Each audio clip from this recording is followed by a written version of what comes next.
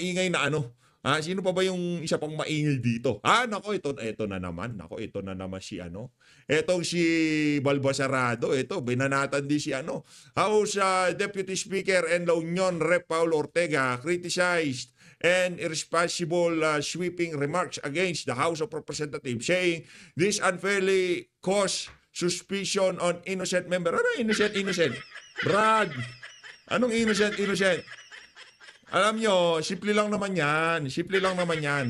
Kung ako, lawmaker ako, congressman ako, bumabanat niya si Magalong, mananahimik ako. Ano sasabihin ko? Sige Magalong, banatan mo lang. Basta alam ko, sa sarili ko, malinis ako. Mga taga-distrito ko, wala akong ninakaw, wala akong flood control, wala akong 7-7, wala akong AX tupad o kung ano mang kabalbalan na ayuda na pinamigay ko sa distrito ko. Ikaw ba, Congressman Ortega, meron ka? Kaya baka galit ka. Ano lang yan, Brad, masasabi ko lang dyan, lilipas din yan. Ahitin mo na lang, okay? Ano ba yung nakakapsyon dito sa baba? Nadadama yung mga inisente. Ano ba yung inisente? Paulo Ortega, Islam sweeping corruption claims versus House members. Manahimik ka dyan. Wala kayong ano dyan.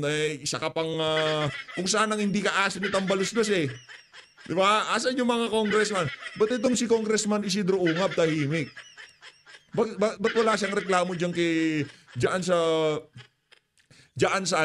sa mga banat ni Magalong. Ang nagrereklamo lang yung katabi nitong si Tambaluslot at nitong si Saldico. Kasi ang pamunuan ni Tambaluslos bilang speaker diyan sa House of Representatives nakokompromiso. Pero yung mga totoong minority, kagaya nitong si Isidro Ungab, Duterte Black, BH, yan mga totoong minority diyan eh. Yung minority nila dyan, basura. Anak ng toga, Teddy Terredon, Bicol Saro Party List, anak ng Petrang Garapata. Punta ko tayo dito kay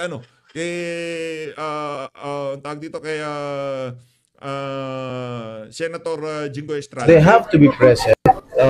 Patatawag siguro natin sila yung mga district engineers, of course, ng Bulacan, Mindoro, and pati yung COA. Kasi hindi magpo-prosper ang ghost project kung walang cooperation. Huwag ko kayong malito okay? Sa mga nagtatanong, PH update ito PH update. Kita niyo naman ayan Iisa lang ho ang channel natin. Marami ho kasing nag-face changer nung nakita nila na wala nang problema 'yun. As long na dapat tunay, ika nga totoong Duterte supporter. Yung tipong pagka na kay Marcos na yung views, lilipat na. Pangit ng ganun. Di ba? Pangit ng COA. Basta ako, paniniwala ko, hindi magpo-prosper isang ghost project kung walang cooperation ng COA. Inirekomenda rin ni Estrada na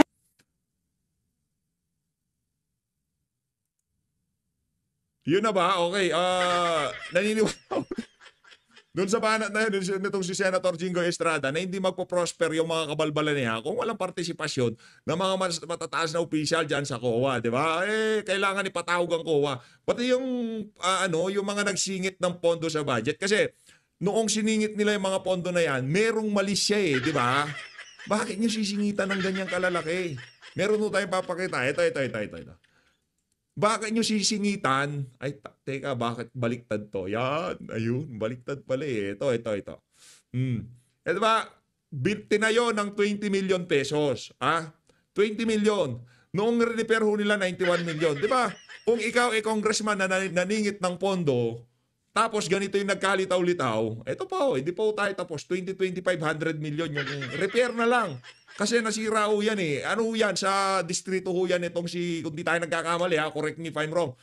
Arayat, Pampanga, Kandating, yan ho distrito nitong isa sa mga malapit kay Tambaluslos. Yan si Dong Gonzales. Dong Gonzales. Ayan mga kababayan. Maliwanag pa ho sa sikat ng araw. Ayan Itinayo ang halaga 20 million. Nung repair noong 2023, anak ng tokwa, bakit biglang naging 91 million? Hindi natapos yung repair doon sa 91 million. Pagkadating ng 2024, repair ulit ng 91 million. Hindi pa natapos yan. 91 million ulit. Sa budget ng 2025, hindi na nabusog Ang lalaki ng tiyan ng mga dyan Laging nasa Amerika yung mga yan di ba? Sino? Baka yung mga kontraktor. Pero si Congressman Dong, tinatanong natin. Wala tayong pinaparatang dito. Kasi distrito niya to eh. Bigla 100 million. Yung project 20 million natapos yung pagkukumpuni, mahigit kulang-kulang kalahating bilyon. Ano na yan eh? 900, 200, 300, 400, kulang-kulang kalahating bilyon. Saan ba naman kayo makakakita? Bakit hindi na lang tayo nagtayo ng dito sa 91 billion? Bakit hindi na lang tayo nagtayo ng bago? Di ba? Nakakalungkot lang ho. Ito, report Wala ng nang edit-edit. Ito ang Wala nang kwento. edit-edit. Pinuntahan namin itong Barangay Apitong, particularly sa Sitio Dike, dito nga sa bayan ng Nauhans, Oriental Mindoro, na binanggit ni Senator Ping Lacson patungkol sa mga missing flood control projects at nadatnan nga namin na walang flood control project dito sa lugar. Ito kasi mga kapatid, ito ho yung Panggalaan River, no? Ang kwento ng mga residente, itong ilog na ito, kapag malakas ang buhos na ulan, umaabot ng lampas 2 tao o mahigit 10 feet yung tubig dito. Kaya maraming mga kabahayan at mga alaga nilang hayop ang talagang inaabot ng baha, no? Ang problema yung poprotekta sana sa kanila from flooding na mga flood control projects, particularly mga dike, missing in action pa rin. Wala. Nako. Noong 2024, yung binabanggit ni Senator Ping Lacson, aabot ng 200 million pesos yung pondo para dyan. May 2 pa na nakalagay din sa Barangay Apitong. Habang 2025, 3 na mga flood control projects ang pinag-uusapan dito. May 2 namang ginagawa. Yun, no? Ang layo-layo dito. So yung 2 na yun, sinisimulan na ngayon. Sitio San Isidro yung isa at meron daw 100 meters naman dyan na sakop naman ng Sitio Dike. Pero yung mga 2024 at isa pa na 2025 hanggang ngayon hindi pa rin matagpuan. Nako, ano yan? Grabe naman. So ang pinangangambahan nila baka pag nagtag-ulan na naman at bumuhos yung mga malalakas na ulan dito sa lugar, ganun pa rin yung problema. Mataas pa rin ang baha at yung gusto sana nilang pipigil dito ng mga dike na hinihiling na nila matagal, meron naman daw pala. Bakit hindi man lang daw nagawa? Ayo, ang ganda ng delivery nitong sa News 5 na to. Medyo dramatic. Ngayon naman, lipat po tayo dito kay Terry Redon. Meron ho siyang meron ho siyang banat. Pakinggan nyo ho ang banat niya. Sabi ko sa kanya dito sa video na to, sabi ko, Brad, maghinay-hinay ka. Kung ano man sasabihin mo dyan sa interview mo na yan, mag-ingat ka. Baka may ibang matamaan dyan. Okay, tirahin mo natin. Couple of days. Una, yung po mga undercapitalized na mga kontratista. Nako. So may mga halimbawa na tayo, yung MG Samidan, yung ilan pong mga Sunwest. I guess less than $1 billion peso Sunwest. capitalization pero nakakakuha Sunwest. ng mga Pwede mo mabanggit yung Sunwest Titone? proyekto na billion piso po yung na mga proyekto. So, yan, pwede ho natin mapag-usapan kasi best example po niyan yung Farmally, kung maalala po niyo. 650,000 po yung Ano nangyari? Best example, Parmali. Ingat-ingat ka dyan sa Parmali, Brad, ha? Baka mahila din pangalan ni Saldi ko dyan. Ingat-ingat ka sa kakabanggit ng Parmali. Mahirap na, baka yung si Senator Joel Villanueva magsalita na naman. Ha? Ingat-ingat, Brad. capitalization. Pero ang nakuhang mga kontrata, 10 bilyon, 8 bilyon, di ba? Ang palusot ho nila noon, emergency procurement. Bakit po sila? Hindi ba usapan? Blood Parmali dito. Emergency procurement kasi may COVID, Brad. Dito, Brad. Ika nga, nanginginig na pera yung ninanakaw yung... Ano magagawa natin? Buong mundo nagkukumahog. Hindi ko pinagtatanggol dahil yun ang katotohanan. Yung mga face mask, tela, recycle, linalabhan. Yun ang realidad nun eh. Yung demand napakataas, yung supply napakababa. Kung tumaas ang presyo, kung yung mga nangontrata at na kung saan balita ko ha. Tanungin na lang natin si Senator Joel Villanueva. Panoorin natin yung privilege speech niya. Nakakuha ng mga kontrata. Ang question natin today sa mga kontratista po sa flood control, asan yung emergency procurement sa pagtatayo po ng mga infrastruktura? Akala ko, ang tatanong niya, nasaan na ang sandwich sa Tycoon? Yung di umanong founder, si Jaldecott, yung kapatid niya. Di ba? Ay, akala ko pupunta na tayo eh. Akala ko makakabanat na eh. Ano to pa? Support na naman pala. Bahala ka nga dyan, Terry. Dito tayo kay Atty. Vic Rodriguez. Atty. Nakita ko yung ano mo ah. Yung singalong mo ah. Kasama mo si etong si Spock Sari, may galing palang kumanta itong meron palang tinatago itong si Atty. Vic. Ilabas mo na yan, Atty. Vic. Yung mga ganyang klaseng tawag dito, talent, hindi yan tinatago. Diba? Ilabas na yan. Magaling kumanta. Palakpakan muna natin ang ating maisog. Mukha ng maisog. Okay, yan ho talaga ang mukha ng maisog. Wala nang higa nga, yan ho talaga. Pagka sinabing maisog, ano yan, isa ho sa mga utak, isa ho sa mga leader ng maisog. Siyempre, pinuno natin si dating Pangulo Rodrigo Duterte. Ika nga, ano yan, yung pinaka-presidente natin, founder natin yung sa maisog. Pero yan si Atty. Vic Rodriguez, talagang yung banner na maisog, winagayway niya nung panahon ng... Meron pa talagang action, di ba? Winagayway. Nung panahon ng kampanya. Mahusay. Panoorin natin, Atty. Vic. Sana wag magsawa ka sa topic. Hindi ho tayo magsasawa, Thomas Esplana. Kaya nga po yung ating pamagat ngayong tanghali, ang libog sa pera. At saka tayo dito sa PH Update, tawag dito, kailanman hindi natin pagsususpetsahan na pakawala ni Marcos tong si Atty. Vic Rodriguez. Kung meron mang content creator, sabi ko na sa inyo, mag-ingat kayo eh. Yung mga wala nang problema manggaya, pero timbangin nyo yung mga sinasabi nila. Kung merong karga, maniwala kayo, walang problema. Marami na nanggaya sa atin. I mean, yung style, yung paano yung delivery, marami. Kasi yun nga naman ang gumagana eh. Di ba? Wala nang problema, pero as much as possible, sana tunay na lang ho eh. Yung tipong nagsasalita ka na rin lang naman, panindigan mo na DDS supporter ka, Duterte supporter ka. Hindi yung pagka lilipat ang view sa Marcos, doon ka pupunta. Ang pangit, ang baboy ng ganun. Ang libog sa pera.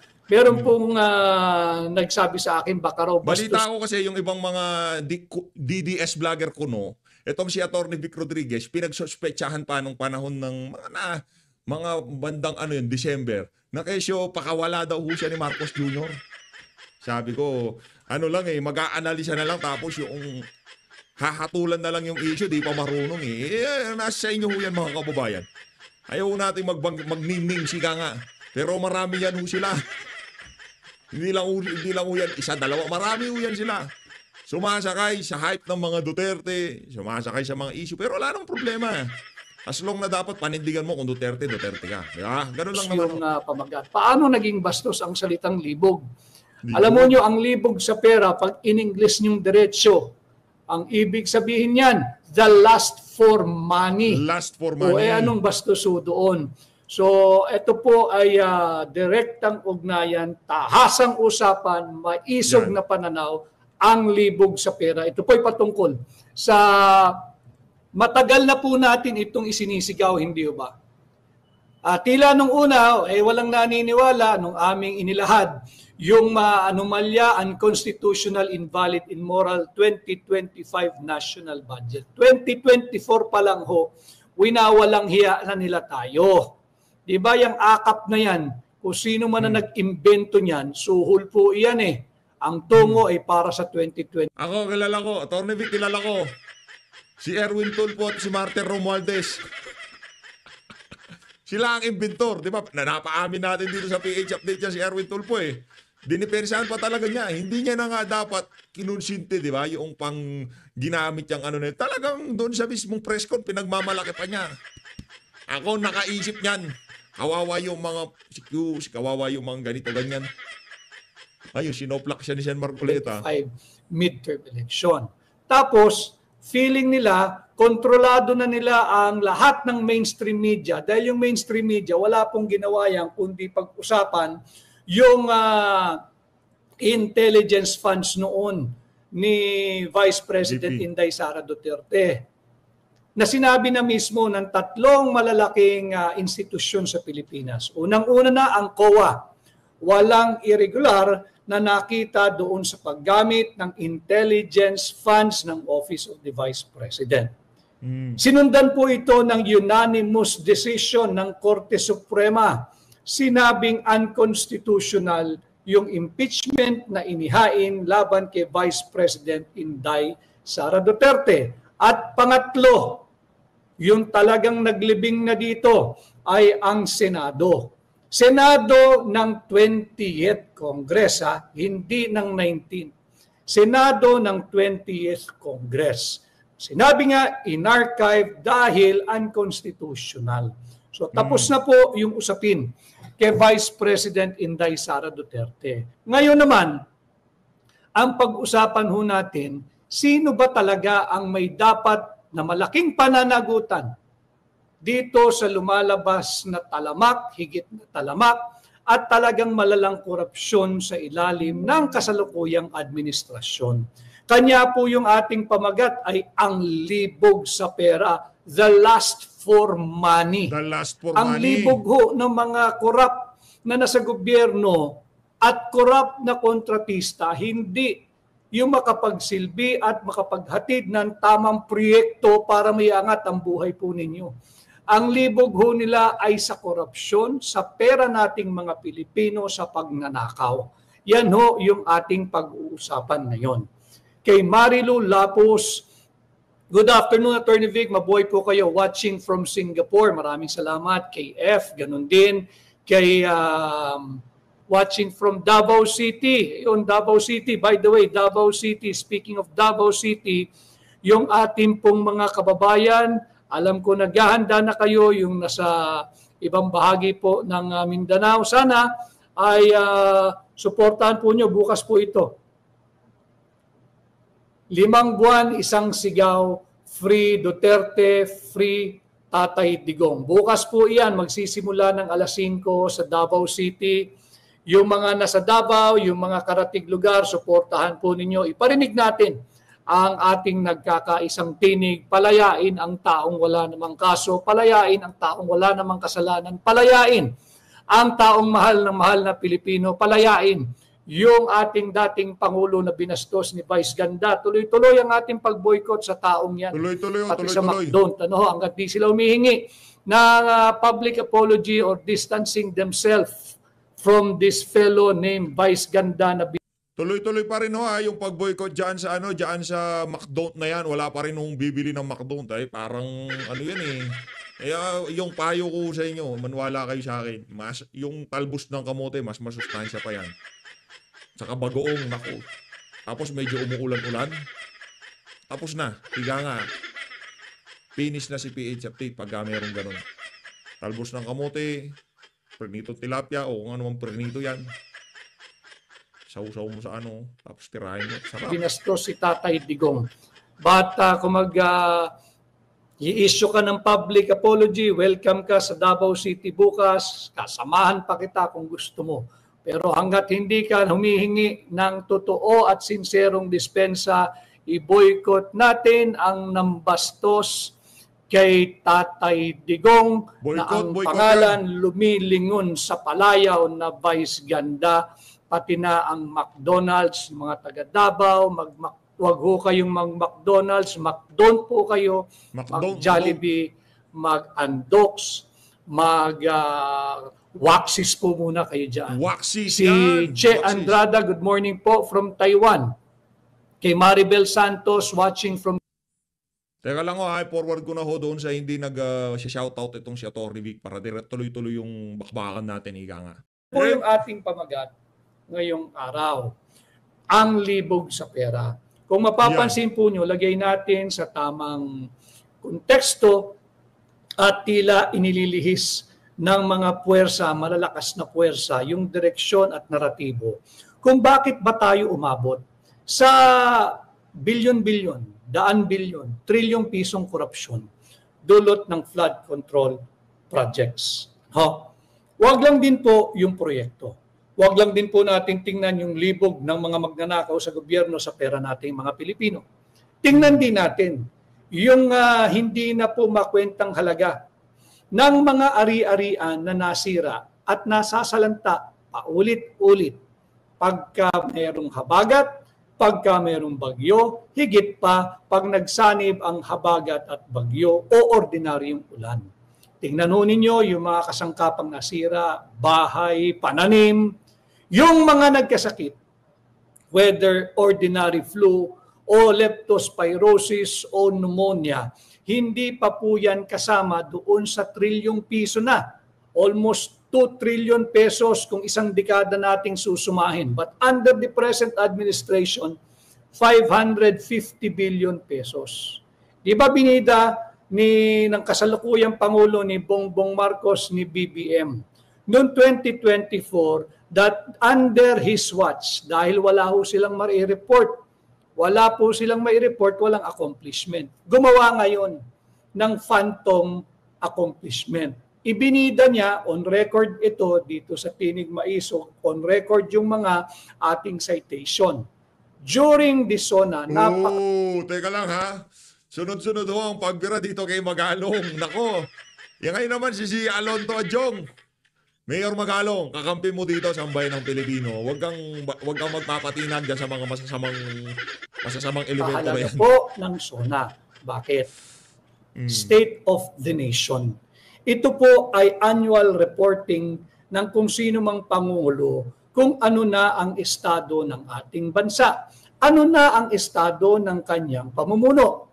Kaya ito dapat honest to goodness, full of transparency and truthfulness. Hindi po pwedeng okasyon ito para patuloy mong budulin ang sambayan ng Pilipino. Nakita po natin noong 2024. Much to his dismay, pagkatapos ipagyabang with full conviction na 5,500 flood control projects na ang nagawa sa kanyang administrasyon na 3 taon pa lamang, finak-check siya ng habagat at baha. Nalubog ang malaking bahagi ng hindi lamang ng Luzon, hindi lamang Metro Manila, kundi ng ating bansa.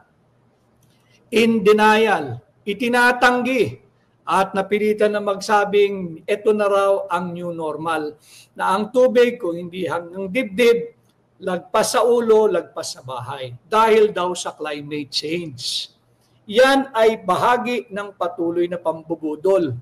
Ang korupsyong naglalabasan ngayon sa mga kasalukuyan at nagaganap na investigasyon, hindi mo maaaring isisi kay climate change. Si climate change ay ang ugat po niyan ang kapabayaan. Yung neglect and indifference ng sangkatauhan, hindi lang po ng Pilipino, kundi ng sangkatauhan sa nangyayari sa ating kapaligiran. Hindi po si climate change ang may kasalanan kung bakit higit na talamak ang nagaganap na korupsyon sa ilalim ng Bongbong Marcos Jr. administration. At wag po ninyong tatanggapin yung pambubudol na binanggit niya. Ito na ang new normal. Let's embrace it. Let's learn to live with the flooding. At wag po tayong maniniwala. Dahil po nakaranas sila ng extreme, severe, at total rejection dito sa ginawang referendum nitong 2025 midterm election. Linalagyan lang po natin ng konteksto ha, para hindi po kayo maligaw. Ano? Wag po tayong... Grabe dami yung problema ng administrasyon na to. Online gambling, flood control, lahat ng... maniniwala. Daming problema. Na ito ang new normal. Hindi po ito ang new normal. Dapat ang korupsyon linabanan day 1 pa lamang ng kanyang administrasyon. Dahil po sila ay nakaramdam ng grabing rejection mula sa inyo, mga mahal kong kababayan, sa mga Pilipino na akala nila'y nauuto-uto nila, na akala nila'y nabubudol at nagpapabudol sa kanila dahil tahimik lang po tayo. Pero nung tayo po ay nagtungo, kung hindi pinakialaman ng Commission on Election, ang halalan, kung hindi pinalitan yung software na subject din po ng sulat na nakabinbin ngayon dyan sa Senado na imbestigahan, si George Garcia, si Chairman Technical Glitch, lalo pa pong titining at kikinang kung gaano katindi yung rejection na nakuha ng Marcos administration. Ito po yung grado kung susukatin ka yung midterm po Sang-ayon ba ang iyong nasasakupan, ang iyong pinaglilingkuran sa unang kalahati ng iyong termino, sa first 3 years? Obviously, hindi. Hindi. Rineject po dahil sa issue ng corruption, sa issue ng patuloy na political persecution, sa issue ng seemingly unproclaimed or unannounced martial law or silent martial law dahil tinatakot yung mga kritiko, pinatatawag sa investigation in aid of legislation. Wala hanggang ngayon, no? Wala namang na-legislate. Wala namang proposed legislation regarding social media user platform. Yung mainstream media nga, hindi na ho nababalita. So, lagyan natin ng tamang konteksto. Ang nangyayari, huwag ko tayong magpapabudol. Iminumulat ko kayo dahil ang sabi ko nga, ang nais natin, Marami ko kasing mambubudol, kaya sinasabi ko sa inyo, wag ko kayong basta-basta maniniwala, maraming mambubudol. ay iangat ang antas ng pampublikong diskurso. Maraming salamat to sa napakaraming live viewers sa atin na YouTube at ganun din po sa Facebook. Sana ho ay mag-share kayo, mag-subscribe. By the way, hindi ko natin tinutukoy dito doon sa mga ika nga vlogger na paganyan-ganyan mga mga banateros at yung nasa mga birada agila, hindi ho yung mga yan. Malulupit ho yung mga yan. Idolo ho yung mga yan. Wala sa... Time will tell. Mag-follow, mag-like, mag-comment, mag-react at lalo po pa pong dumami ang makarinig at makinabang dito sa ating direktang ugnayan. Hindi ko po layunin na palagi po tayong sang-ayon sa isa't isa. Hindi ko po layunin na pagkatapos ninyong makinig at manood, kung ano man po ang aking tindig, kung ano man po ang aking prinsipyo, paninindigan, paniniwala, opinyon, kuro-kuro ay pareha tayo. Hindi po. Kinakailangan lang magkaroon kayo ng inyong malaya, independent, principled, matapang, maisog na paninindigan dahil bahagi po tayong lahat ng mga usaping panlipunang mahahalaga, kagaya nga po kung paano ninanakaw ang bawat sentimong nanggagaling sa buwis na binabayad ninyo, na buwis na binabayad natin. Balik po tayo dito sa ang libog sa pera. Ang libog ho talaga sa pera, kagaya ng aking paulit-ulit na sinasabi sa ating direktang ugnayan ho sa inyo, ang alpha and omega ng korupsyon, ang simulat katapusan, ang simulat dulo ng paghihirap nating mga Pilipino ay ang korupsyon na nakaugat, nakaangkla, nakatanim sa ating taunang budget. Ang nangyayari po ngayon, mapapansin natin na panay labas, panay press release, nag-iimbestiga ng mga bulilyasong flood control program si Bongbong Marcos. Wala naman pong masama doon. Okay? Pero ang direksyon nila, siya yung nagmimistulang concern sa inyo. Hindi po totoo yun. Hindi po totoo yun. Ipit na lang siya. Kanya kinakailangan niyang baguhin, baliktarin, at i-reshape yung narrative na siya ang pasimuno kung bakit ngayon naglalabasan yung mga katotohanan sa likod ng mga maanumalyang flood control projects. Let us give credit where credit is due. Let me take you back a few months back. Hindi ho ba si Pangulong Duterte ang unang nagpakita ng maanumalyang bicameral conference committee report nitong 2025.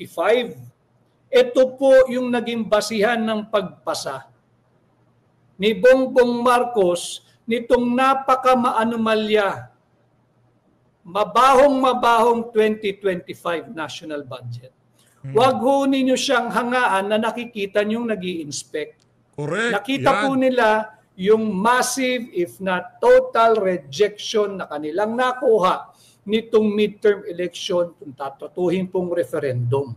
Hindi maaari na ang magiging naratibo nila this early, nakikita ko po bilang isang pag nag-a-analyze ng mga usaping panlipunan, at nakikita natin ang direksyon ng politika, there is seemingly an open attempt to acquit Bongbong Marcos at least in the bar of public opinion.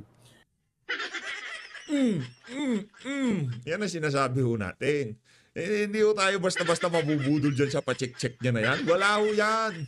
Ang dating, kagaya na sinabi natin sa mga nakalipas natin ng video, ang dating dito, maa-absuelto si Marcos Jr. dahil lamang dun sa mga ilang katagana, mahiya naman kayo. Napakalaking kabalbalan. Yung paglabas-labas niya na nag-iinspeksyon ng mga dike, ng mga gumuhong flood control programs, ng mga missing o guni-guni, talaga pong guni-guni. Pero yung guni-guni yan po ay produkto ng kanyang sariling bangungot. Bangungot niya po yan sapagkat nung kanyang pinirmahan ang napaka-maanumalyang 2025 national budget, naging aktibong bahagi na rin po siya ng korupsyong nagaganap ngayon sa ating bansa dulot ng maanumalyang paggamit ng pera nating mga Pilipino na nag-uugat sa taunang budget. Kagaya nga po ng sinabi ko sa inyo the alpha and the omega of corruption in our country is deeply rooted in our national budget. But the problem now is, alam na nga nila na bulilyaso na, manggiled na yung proposed 2025 budget. Ano ang ginawa ni Bongbong Marcos? Yung Pinirmahan pa rin niya. Kahit umaalingasaw na yung baho, yung lansa ng bulok na panukalang 2025 budget. Hindi po tayo dito nagfo-fault finding, hindi po. Meron po tayong basihan. Pakikita ko po sa inyo para magbalik tanaw po tayo. Ito po yun hindi ba? Screenshot nyo po para may sarili kayong kopya. Review naman Diba? Ilalagay po natin sa tamang konteksto at direksyon yung mga mahalagang usaping panlipunan. Because I cannot allow.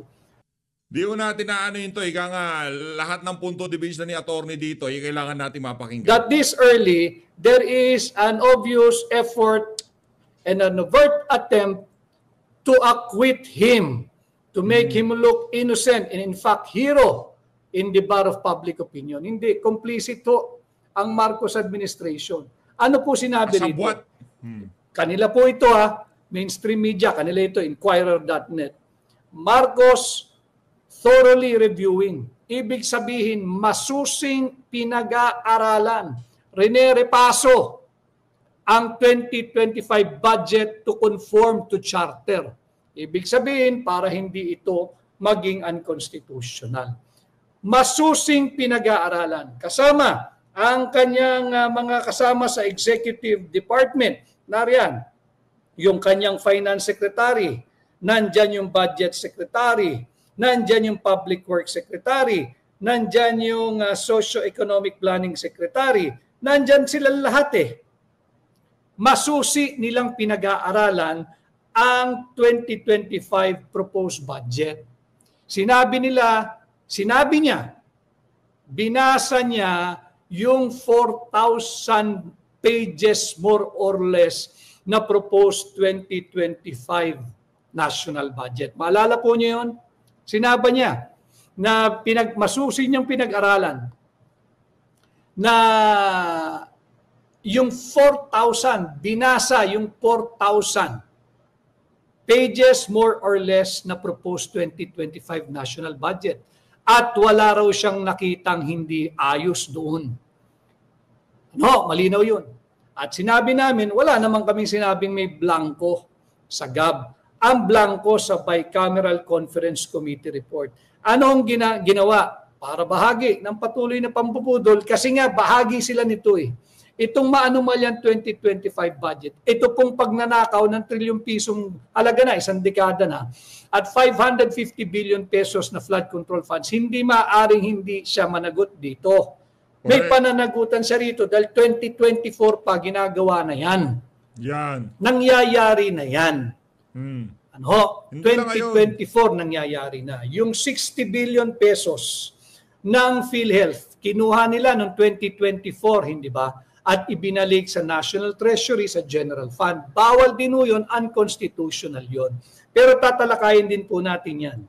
Ganon din no, yung zero funding na natamo ng PhilHealth. How can you now feign ignorance sa pinirmahan mo? Ziniro mo yung budget ng PhilHealth for 2025. Tapos ngayon, ang patuloy na pambubudol, tinutulak nila yung zero billing sa mga piling public hospitals. Paano magsusurvive ang public hospital sa zero billing? Zero budget din ang binigay mo sa PhilHealth. So dito, wag nating hayaan na makapaghugas kamay ang executive department. Wag natin hayaan na makapaghugas kamay ang Office of the President.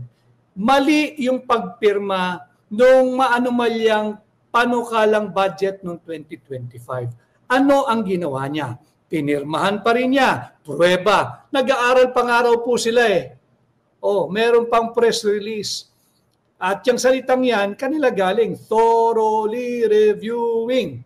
Ibig sabihin, masusing pinag-aaralan, pinag-iisipan, binubuhos. Sa lagay ko na yan ha, thoroughly reviewing pa talagang asin. Kumbaga pagkalininis mo, malinis na malinis, ika nga eh. Di ba? Yung walang nakalusot dapat eh. Bakit meron ganito? Bakit meron ganito, di ba?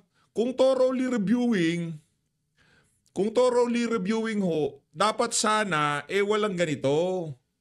Wala ho sanang ganito. 2018, 20 million tinayo. Repair, 91 million. 2024, 91 million. 91 million. 100 million repair. Ang lagay ho na yan, thoroughly reviewing ha. Ng panahon. Wala kang tanggihan dito. Inyong online na outfit ito eh. Di ba? Kuhaan po nyo ng larawan bago baka i-take down. Meron na tayo. Ano? Sisingilin natin sila kung bakit tayo umabot sa puntong ganito na bilyong-bilyong piso na ang nawawala. Malinaw sa kanilang sariling press release nung mga panahon na yon, aktibo at masusi yung ginagawa nilang pagrepasay. And in spite and despite of him claiming to have read each and every page, 4,000 pages more or less of the proposed 2025 budget, pinirmahan pa rin ni Bongbong Marcos.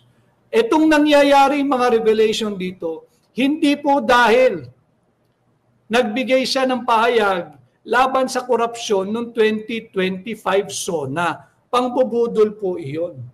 The records are there. Matagal na nating sinasabi, matagal lang isiniwalat ni Pangulong Duterte early on this year na maanumalya itong panukalang 2025 budget. Anong nangyari? Pinagtanggol pa nila. Ang nakakatakot, kaya pinapaalalahanan ko yung namumuno ng investigation, si Senador Dante Marcoleta. Nakikita ng mga sambayan ng Pilipino, hindi lang naman ho ako eh. Nagkataon lang na tayo ang pinagkakatiwalaan nyo na magpahayag nung kaparehas po ninyong saloobin dahil tayo po yung may pahina, kagaya nito, ang Tinig Maisog sa social media, ang ating platform. Ano ho?